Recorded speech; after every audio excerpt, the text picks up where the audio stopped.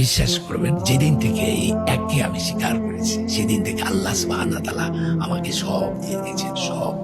এত সম্মান আর কত। আমি যখন অ্যাওয়ার্ডটা নিচ্ছিলাম ওই সময় প্রাইম মিনিস্টারের হাত থেকে, তখন হুজুর এক ইমাম কোরআনের আয়াত পড়ছিলেন। যে আয়াতটা দিয়ে আমি নামাজ পড়তাম তখন চোখ ছলছল করে উঠলো। সে আয়াতটা হচ্ছে আউযুবিল্লাহি মিনাশ শাইতানির রাজিম, বিসমিল্লাহির রহমানির রহিম।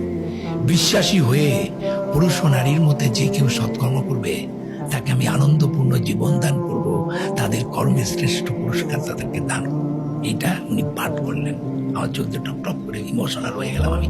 উনি এত সুন্দর জায়গাটা সিলেক্ট করলেন এই জাতীয় পুরস্কারের অনুষ্ঠানে। বাহ, দারুণ। আমি মনে করি আমার যে মুদ্রা কথা, আমার হয়তো ব্যাংক ব্যালেন্স নাই, হয়তো আমার গাড়িটা ভাঙা, 25 বছর 20 বছর ধরে একই গাড়ি চালাই, হয়তো আমার জুতাটা খুয়ে গেছে, হয়তো আমি সাদা এই ড্রেস ধারণ করেছি, এটাও একটা কারণ আছে। আমি যেদিন তার কাছে সারেন্ডার করেছি পুরোপুরি, সেদিন থেকে আমি সাদা পড়ি। আর এটা কিন্তু সাদা না, it's a combination of 7 colours. চারটা রং এটার মধ্যে আছে। সাদা খুব প্রিয় আল্লাহর না। আমার কাছে মনে হয়েছে আমি যেটা বলে যাই, বিশ্বাসী হয়ে যে সৎকর্ম করবে তার হয়তো প্রাচুর্য হবে না।